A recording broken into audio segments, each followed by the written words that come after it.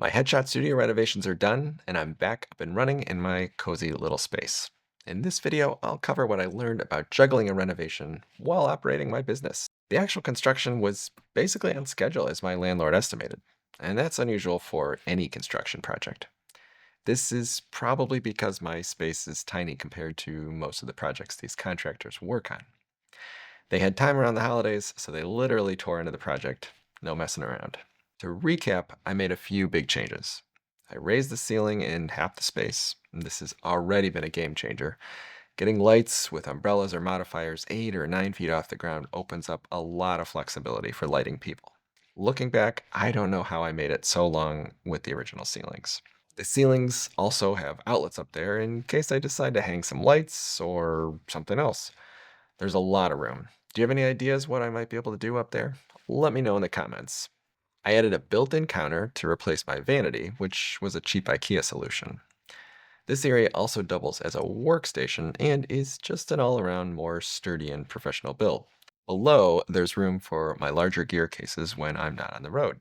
And I left the TV mounted as is. The TV isn't used a ton, but I figured I might as well leave it in for now.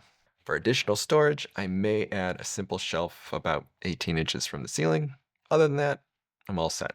I also got new overhead lights out of the deal. I didn't request these, they just were part of the construction standards. The nice thing is that these lights are daylight balanced LEDs. In fact, I'm using them right now. We'll see how they work for video. I may add a dimmer to the office, but otherwise, they're great. I used to leave a constant studio light on all the time, but I really don't need it anymore. One less stand and plug to worry about is a win. My primary backdrops are now mounted on the end wall above the window. It's a much sturdier solution and frees up a couple more C-stands. I also have 3 sheets of pegboard on the wall. This is huge.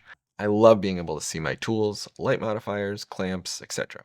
Having all this stuff in a drawer or storage bin never really worked for me. The actual construction was pretty smooth. I was lucky enough to be able to use a space down the hall for about 45 days. When everything was done, I lugged all my stuff back down the hall. Really, not as bad as I expected. When designing a photo studio, you can ignore standard office design advice. Most designers won't really understand what your goals and needs are as a photographer or creator. Remember, they're used to helping people make offices, not studios, and there's a big difference. I actually got better advice from my photographer friends. In the design phase, I wish I would have set aside more time to really think through options for each part of my space.